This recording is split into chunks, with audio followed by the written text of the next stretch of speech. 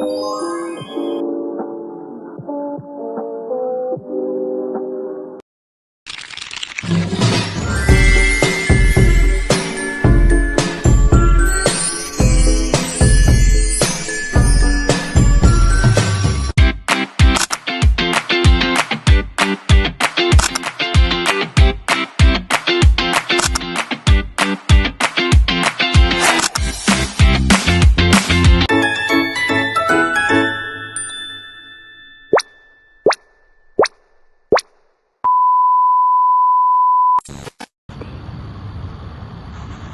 teman-teman, di video ini kita bakal membahas dan menjelaskan tentang pajak penghasilan atau yang dikenal dengan PPh, khususnya PPh pasal 21, 22, 23, 25, 26, dan 29. Tenang aja, bahasa yang kita gunakan bakal mudah dipahamin dan dekat dengan kehidupan sehari-hari. Secara singkat, pajak adalah kontribusi wajib kepada negara yang digunakan untuk membiayai pembangunan, contohnya seperti jalan, sekolah, dan fasilitas umum. Salah satu pajak yang sering kita temui adalah PPh. Apa sih PPh itu? PPh itu adalah pajak atas penghasilan. Jadi kita mulai dari PPh pasal 21. PPh pasal 21 ini adalah pajak penghasilan pribadi seperti honor, utang, dan upah.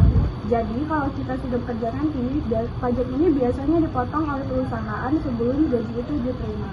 PPh pasal 21 sangat dekat dengan kehidupan sehari-hari. Selanjutnya ada PPh pasal 22. PPh pasal 22 diambil dari kegiatan impor atau pembelian barang tertentu yang dilakukan oleh suatu perusahaan. Perusahaan mengimpor barang dari luar negeri harus membayar pajak ini. Jadi pajak juga mempunyai peran penting dalam dunia usaha dan perdagangan. Lalu ada PPh pasal 23, yaitu pajak atas jasa, sewa, royalti, atau hadiah. Misalnya perusahaan membayar jasa konsultan atau sewa gedung, maka akan ada pajak yang dipotong. PPh pasal 25. PPh pasal 25 ini adalah angsuran pajak yang harus dibayarkan oleh wajib pajak.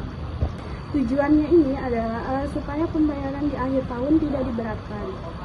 Kemudian ada PPh pasal 26 yang dikenakan kepada wajib pajak luar negeri yang mendapatkan penghasilan dari Indonesia.